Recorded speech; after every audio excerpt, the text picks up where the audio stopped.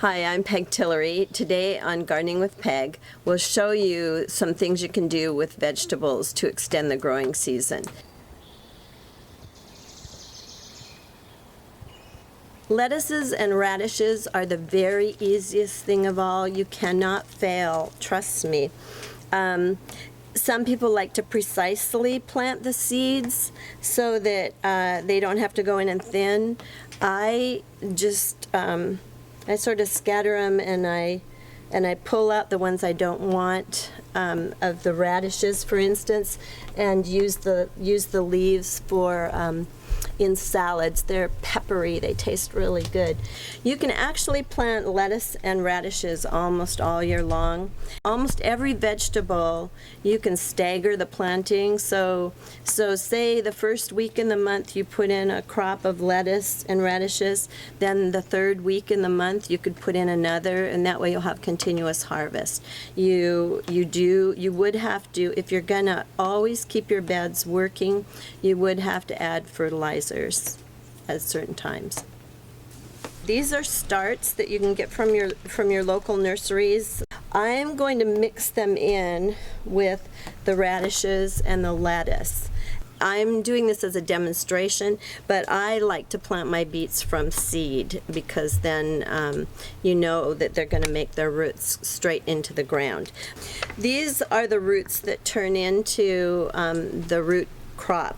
The hardest part is getting them apart into one little plant.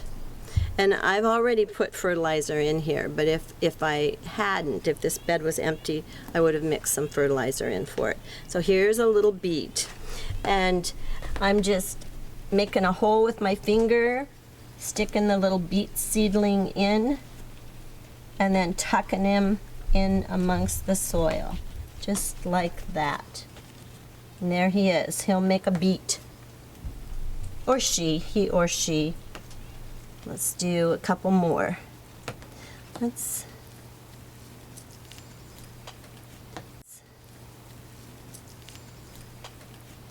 give them room. Fingers work really well.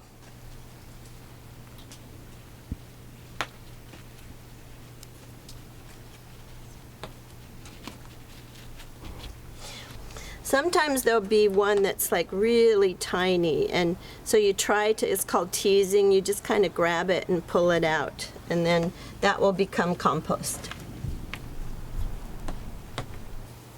The cool thing about growing in late fall and winter is a lot of the pests that you get in the early spring are gone. I think of all the gardening things we do, this is the hardest. But don't worry, these will turn into big, healthy beets.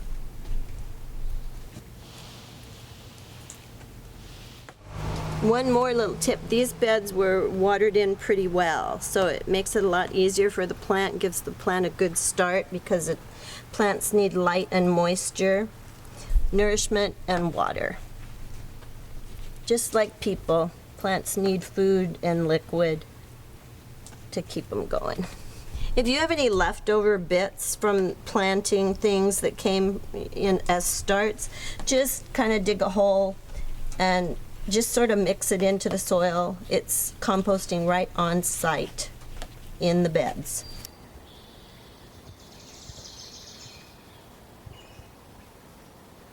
You can garden here in the Pacific Northwest from early March clear into sometimes as late as November, December.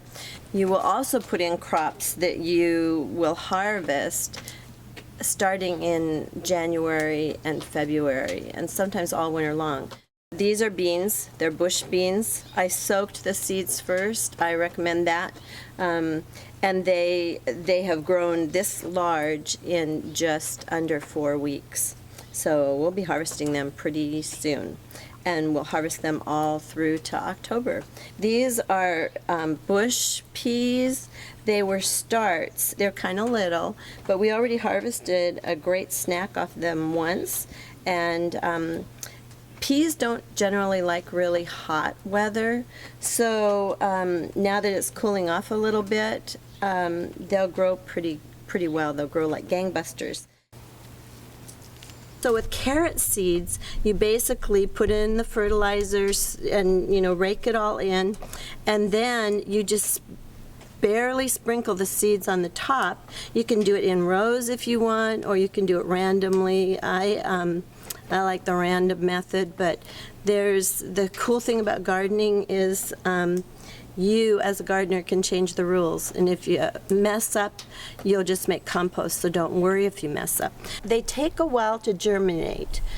Here's what they look like when they first pop up. These, it took them probably a good 4 weeks to start coming up, and now and then over here you can see the more carroty foliage.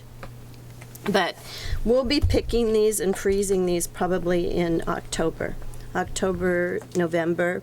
We might leave some of them in the ground, and we could actually harvest them clear till February.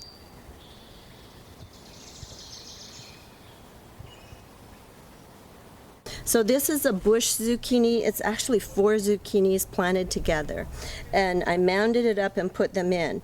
And for me, it's an experiment, but I'm pretty sure it would work really well. And you're avoiding getting a lot of the powdery mildews by putting it in now. You need more than one to fertilize. Some people actually take a Q-tip and reach into one of the male blossoms and pollinate the female blossoms. The way you can tell is the male blossoms have a long stem. The female blossoms at the bottom have like a bulge. So that's the ovaries, and that's where the fruit comes from. We're going to plant some kale. This is red Russian kale for the winter. And the squash will be long gone, and the kale will have filled in this bed. And we'll be having kale salads, steamed kale, crunchy kale, all winter long, pretty much. And I like to always plant kale in the fall, and then I take it out in early spring. And you can also easily plant kale from seeds. With kale starts, you kind of plant up close. What starts do is they sort of reach for the light, and sometimes it takes a little while for us to go buy the plant from the nursery. So when I plant this, here's their great roots, here's their little main stem, and then this is what's gonna be harvested. So when I put this in the ground, I'm gonna bury that part. So I'm gonna bury this and this. You just want to kind of gently push around all of it when it's covered with soil, because it makes a connection. If you left an air hole, it wouldn't be quite as good with the plant, and the plant might die. So here in our beautiful Pacific Northwest, plants are pretty temperature dependent, the ones that we eat. Seeds germinate from 50 to 80 degrees, depending, usually 60 to 70 degrees. You can actually take a little thermometer. Some people like to use their husband or wife's fly fishing thermometer, but I don't recommend that. But you want a thermometer that goes down into the 30s and one that goes up past about 90 degrees. So you can actually take your soil's temperature. When the temperature's warm, that's when you can plant some seeds. Lettuces are great. Why buy lettuce salad? You could have lettuce all year long. Don't tell the grocers I said that. And you can extend your season with hoop houses and various types of coverings that add more heat. Happy gardening.